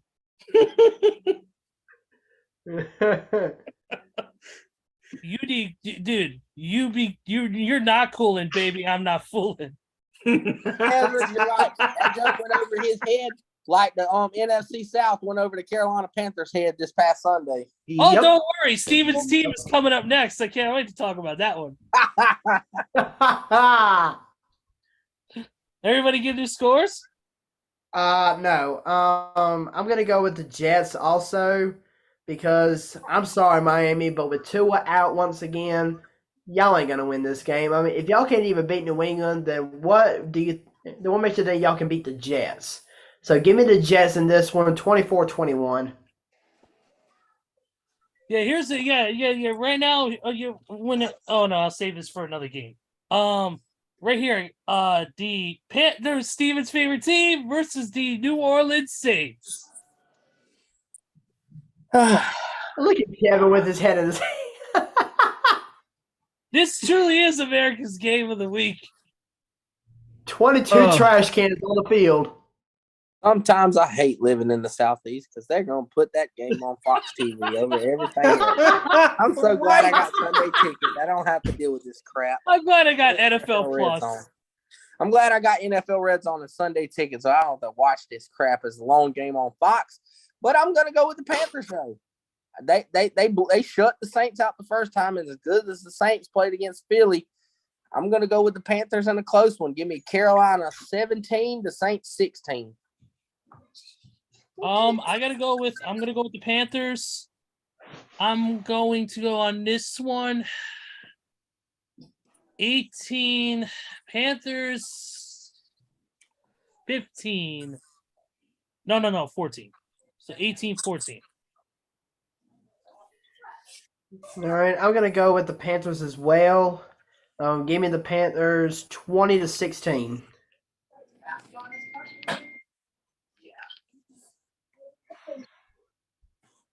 I'm gonna go with the Saints. I'm gonna go with the Saints in this one. I'm gonna go. I don't know. I'm gonna go Maybe to it's because you need to pick the Panthers. No, Yeah, I'm actually kind of surprised. no, I'm not picking the Panthers. Sam Darnold sucks. I'm gonna go with the Saints 16-13. This is more betrayal, Steven. This is more betrayal to a fan base than LeBron James when he went to Miami. Hey, I was told to run away.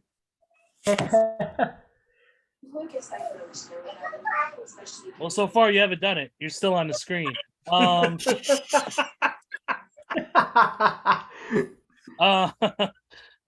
Next game, the Browns and the Steelers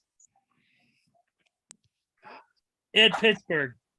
Ooh. At whatever the fuck my name is of the stadium. Whatever the name is on my stadium. Stradium? I tell you what, the Browns are playing better football as of late, and the Steelers are too. This is going to be actually a pretty solid game, I believe. I'm going to roll with Pittsburgh. I think they're going to do it for Mike Tomlin. He's going to keep his winning streak alive with winning seasons. I think they're going to edge out the Browns 27-24. All right, so is that going to be your pick for your tiebreaker, Kev? What? Is that going to be your pick for your tiebreaker? Hell no. I don't trust that shit. I'm going to go with Pittsburgh in this one. They're playing some damn good football. I'm going to go with Pittsburgh. I'm going to go 20-17. All right. I'm going to go Pittsburgh as well. I'm going to go 23-14. Pittsburgh 24-17. All right. All right, next game is an NFC East showdown, the Giants and the Eagles. This is going to be the game that I pick. Hey, hold on. I think we missed one. Fuck you, Joey. I think we missed one. Did we do the Ravens and the Bengals? Yeah, we did. We actually missed another AFC North showdown. Yeah, sure. I'm about to say they got it listed as 1 a.m. Sunday. On the That's why we missed. Who the fuck's gonna be up at 1 a.m. watching football? Dude, and according to my list on NFL.com, if you look, I'm going in complete order right now. What the world? Where's the Bengals and the Ravens? They just said, fuck Yeah, y'all. it's on here to be determined. Because they were hoping that last night's game was going to determine who played in what slot. Oh, yeah, that's true. That's true. Because Yeah. there's so many stakes on the line. Yeah. Yeah, that is right. But yeah, that's the next game, guys. Wait, we did Texas and the Colts already, right? Yes. Okay. Yes. Okay, double checking. All right, Giants and Eagles. Yep. Oh, wait, no, we didn't do them yet. No. I'm saying that's what we got to do now. So Oh. yeah. All right. Oh. This is a tough one. All right, so since this is my tiebreaker game, I'm going to go ahead and go first. And I think I'm hoping that we see Jalen Hurts back, because if the Eagles want to clinch that number one spot, they need to have Jalen Hurts back on the field. So with that being said, I'm going to go with the Eagles in this one. I think it's going to be a very, very close game. So I'm going to go Eagles 27, Giants 21. No, 27-24. Okay. You know what? I'm gonna have to go with Philly because as a 49er fan, I don't want that damn number 1 seed. That's a curse to get that. Plus, Philly wants to avoid having to play Tampa Bay at all costs. So I think they're gonna play this like a playoff game, and I think they're gonna take care of the Giants pretty easily. I'm gonna go 31-13 Philly. I'm gonna go Philadelphia in this one. I'm gonna go the Eagles 30-23. This score is gonna be a little bit. I think it's gonna be a little closer than you all think. I'm gonna go 33-27. Ooh. Okay. I think that Daniel Jones is gonna play his best game yet. But it's still ain't gonna. I still think it doesn't matter though. Philadelphia is gonna take that. They're gonna roll through and they're gonna move on. Next game on the list is the Cowboys and the Commanders. I'll tell you what, this is gonna be my tiebreaker game here because y'all got Washington has Carson Wentz, and I'm sorry, Michael Parsons is gonna eat. Give me the Cowboys, who are fighting for the number 1 slot in the division, also who's gonna be showing their ass. I can't believe I'm gonna make my life depend on the damn Cowboys. I'm setting myself up for failure. But damn it, give me Dallas 28-17 over the Commodores. Yes. By the way, that pick was mischievous and deceitful, chicanerous and deplorable. And I'm setting myself up for. I'm gonna laugh my ass off, but that score is wrong, dude. As far as not even close, because you picked the Cowboys. It's a miracle. Pigs flew out of my ass, I guess. I set myself up for failure, but you know what? Damn it, You know what, Kevin? You picked. I can't believe you picked the Cowboys. You know what? I can't believe you've done this. I'm doing it. He did it. I'm gonna You know go what? with. I gotta pick the Cowboys as well in this one. Sorry, Joey. Hey, none taken. I gotta go 20. I'm gonna take this one. This is gonna be kind of a. I'm gonna go with this one. 27 Cowboys, Commanders 20. I'm Actually, no. 27-17. All right. With Carson Wentz on the field, I'm going to say Dallas absolutely annihilates the Commanders 34-10. Research shows nostalgia can help you remember. I'm gonna go with the Cowboys in this one. I'm gonna go 34-14. We're all setting ourselves up for failure. Yeah. When the Cowboys lose, we're all gonna be thinking, You do. Wow. I'll tell you this much. Carson Wentz is this. Mid. Mid. Yep. He ain't even mid. He's straight garbage. He's in the back of the Lowe's dumpster with the other stinky food. That's where he goes.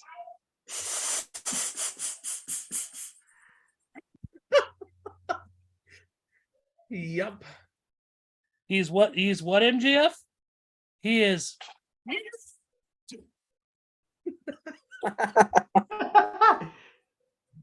All right, next game on the list is this one should be a bar burner. This is the Denver Rollback Donkeys taking on the half-charged Lightning Bolts. See, I knew my lesson. I was going to pick this as my tiebreaker game, but Justin Herbert's done let me down once already in fantasy, and I'll be damned if he's going to do it again. I'm still picking the Chargers. That no touchdown throwing ass on the damn coach. How you don't throw a damn touch? You know, anyway, that's beside the point. Give me the Chargers against the damn jackasses. 27-20. I think they're going to try to play competitive. Hey, somebody, in the words of Stone Cold, price check on a jackass. I'm going to go with the Chargers. I'm going to go 27-21. All right. Chargers 24. No. Chargers. Damn. Chargers 28. The great value donkeys. The great value donkeys. I'm gonna give them 20. All right, I'm gonna go with the Bolts in this one over the great value, money stealing Russell Wilson, money stealing donkeys, 24-9. You know, so none of y'all want to ride with Broncos country, like we're riding. Nope, on I'm flats good. here. They're riding to another L. Let me tell you this much. Freaking let me tell you, they freaking Broncos stole more money from Russell Wilson stole more money for the Broncos organization than Nick Gage did from that bank 3 years ago. Yeah. All right, next one is the Cards and the 49ers. And guess what? This right here is my tiebreaker. Okay. Oh, Give all me, right. you know what? Give me the 49ers. They're going to destroy Arizona. This score is going to leave your mind boggled. Give me the 49ers, and Purdy is going to have his best game as a 49er in this one. So you mean he's going to play pretty damn good?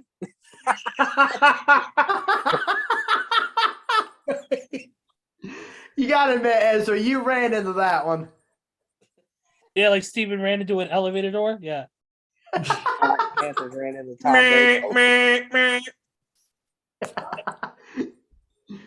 Oh my gosh, I hate you all. You know what? Let's go with this one. 49ers. We're gonna do 49ers. Third. Yeah, we're gonna do 49ers 30. 49ers 30. Cardinals 7. Ooh. Oh, and by the way, Mr. Rory, Mr. Rory, for your little joke there.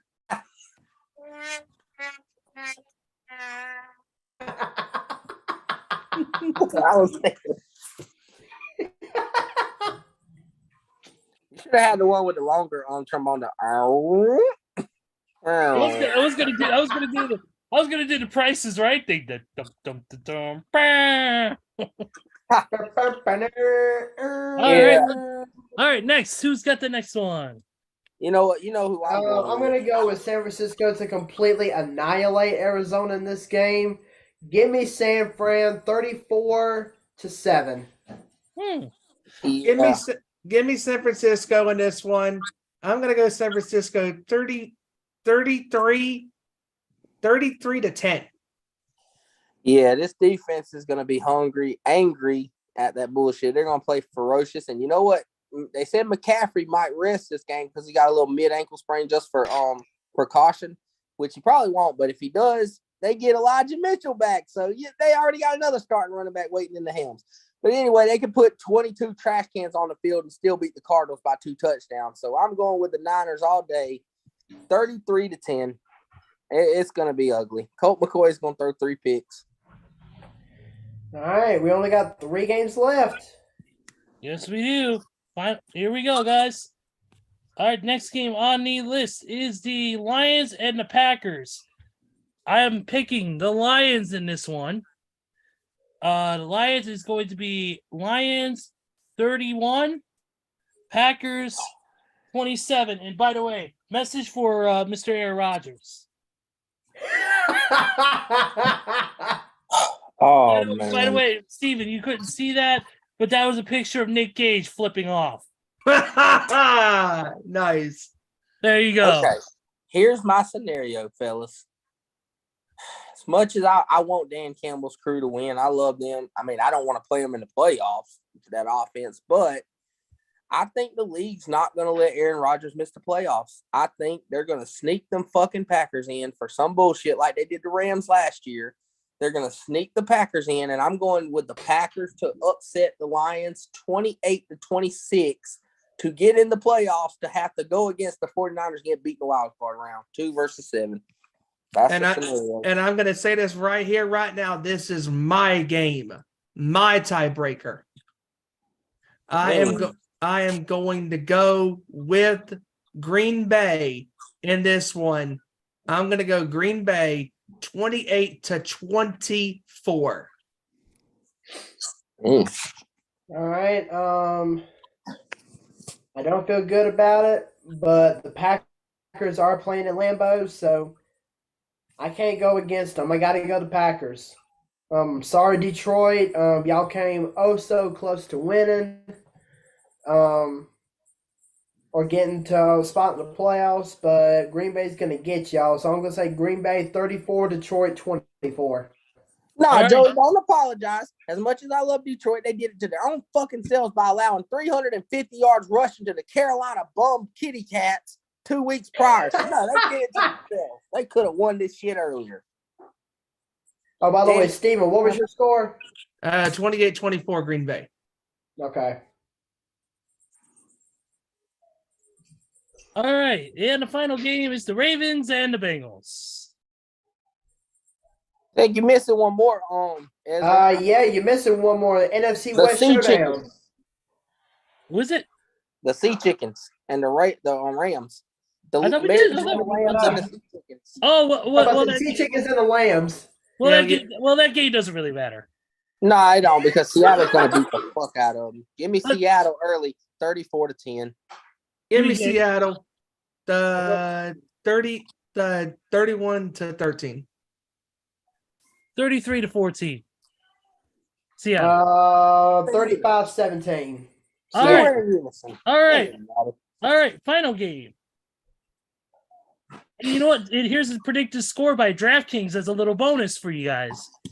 Oh no, wait, this is for another game. Never mind. That don't matter. I hate stats that don't matter. But anyways, Ravens Bengals in Cincinnati. And this is on Monday, right? Yes. No.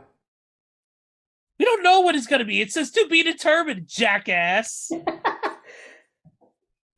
Anyways, no matter what day it's on, Monday, Sunday, whatever the hell, I'm going to go Cincinnati in this one. It's in Cincinnati. They're playing really good football. I'm going to go Cincinnati. I'm going to go 27-16. Okay. I'm going to go Cincinnati. Joe Cool's going to have another big game. Obviously, another 300-yard game. I think he's going to have at least a couple of touchdowns, 3 or 4 touchdowns. Give me them 20. Give me them 27. 27 Ravens. I'm going to go 27-14. Okay. Yeah, I'm going to have to go with just like the Niners in the NFC, the Bengals in the AFC are the hottest team in the conference. So give me the Bengals in this one, 33-24 over the Ravens. All right, and I'm going to go Cincinnati to close out this final prediction battle. I'm going to go Cincinnati 35-17. All right. All right, so next week we will crown our first prediction battle champ. Sounds good. All right. We got that. We got the predictions out of the way. Let's go into real quick. If I have any other quick news for you. Let's see. Check it real quick. Really nothing else up because everything, of course, is rightfully so, and about Mr. Hamlin. So, the college football championship. Oh game. yes, that's right. The finals are set. TCU shocked Michigan the other night, as well as Georgia pulling it out against Ohio State on a final touchdown in the fourth quarter. And we got to talk about that fourth quarter for Georgia too. An absolute barn burner of a fourth quarter for them. 11 unanswered points, 18-3 run to close it out, and then a 50-yard field goal missed by Ohio State. Absolutely crazy. I mean, Ohio State was up 38, or I'm sorry, 38-24. Yeah, And yep, and just they had the champs on the brink. They had them on the ropes, and that Georgia team, with the championship mentality that they have, they came storming back in that fourth period and just took it to Ohio State. And they rocked Ohio State in that fourth quarter. And let's be honest, that kick at the end, that wasn't even close. Nope. I mean, that looked like Billy Cunningham from the Baltimore Ravens against the Patriots in the AFC Championship game. Wasn't even close. I mean, talk about a shank. That was definitely a shank. I mean, gotta give Georgia a lot of credit for coming back in this game, and making the big plays when they mattered the most. And Ohio State just completely blew their opportunity to be in the championship game. I mean, and same thing goes for Michigan in that early game against TCU. I mean, early on, TCU was just killing them in the first half, and they were making turnovers and stupid penalties. And then in the fourth quarter, that fourth quarter, they were making a run, and then TCU just slammed the door on them. And and I feel bad for Michigan for climbing that uphill battle when that down 41-22, and when Michigan had to make all that comeback, and then TCU just took them out. And if that game would have been remain a 3-4 point game, who knows what could have happened? I mean, because that Georgia and Ohio State game could have definitely gone either way, especially when that game got super close. I mean, and also Ohio State blew their opportunity going up more points, and they missed a field goal as well, and that kept Georgia in the game. Yep. Anybody else got any thoughts on the college football playoffs?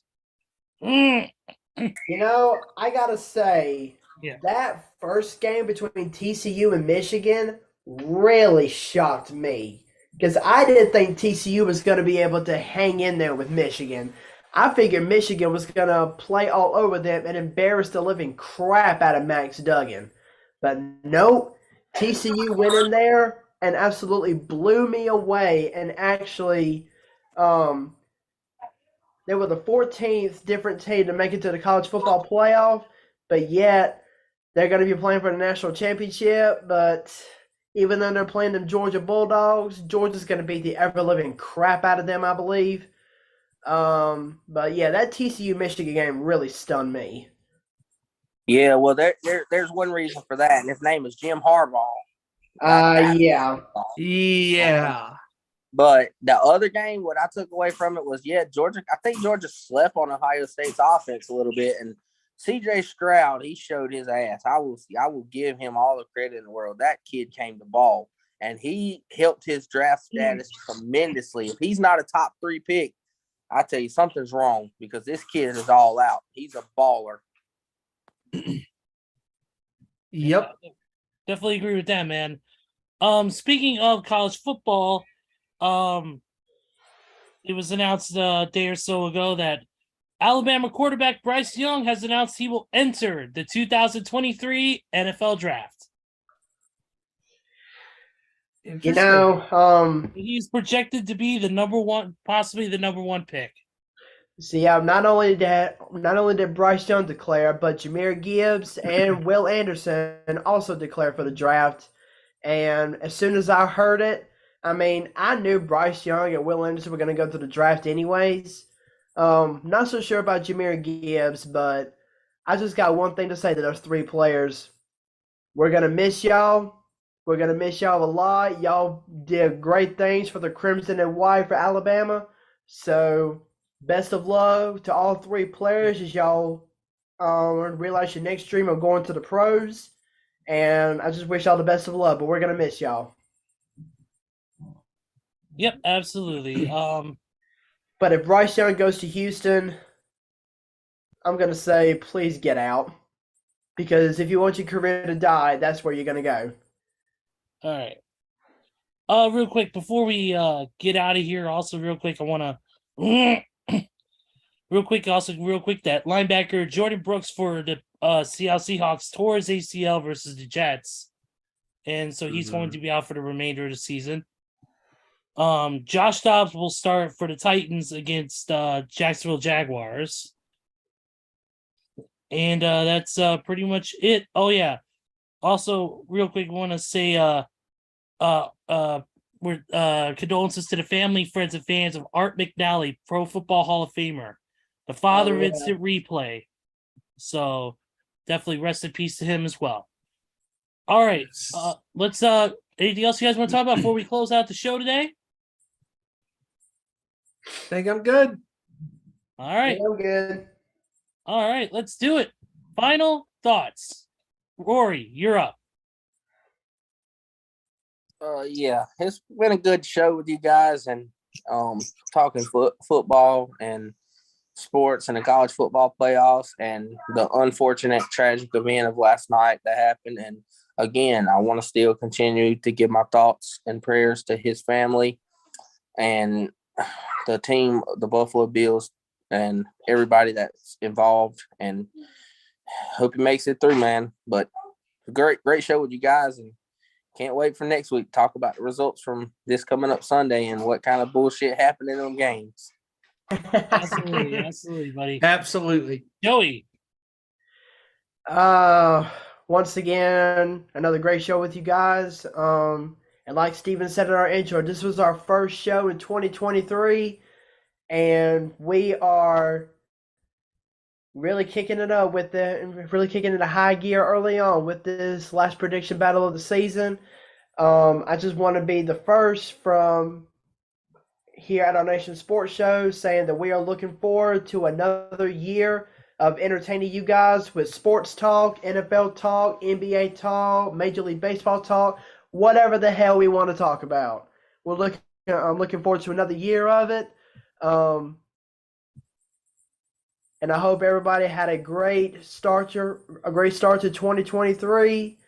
And I'm just ready to see what happens because the playoffs will be here before we know it. And then before you know it, the Super Bowl will be here. Mm-hmm. And we got some high-profile games coming up this week. We're going to have some high-profile matchups in the playoffs. I can just feel it. So I'm ready for it. Let's get it started. I agree. Yep, Steven, you know the drill. Let's go. Man, another fine show with you fine, great gentlemen talking about the world of sports and making our final predictions for the 2022 NFL regular season. And, man, this weekend for the NFL, it is the final week, and you never know what's going to happen because, again, Pittsburgh could possibly get in. Miami could possibly get in. The Patriots could possibly get in the AFC side. Then on the NFC side, Seattle could get in. Detroit could get in if Seattle loses. Green Bay can get in if they win. And whatever happens is going to happen. We're going to have a new AFC South champ in the Jaguars, or the Titans are going to continue to reign their dominance at the top. The Bengals could clinch the AFC North this weekend. Who knows what's going to happen? I mean, it is so wide open, what's going to possibly happen. And we shall see what happens. And we will be back next Tuesday talking about the final week of the NFL season and also talking about the college football championship game. Absolutely. Thank you, gentlemen. This has been an awesome show. Once again, like, subscribe, share, all that good stuff.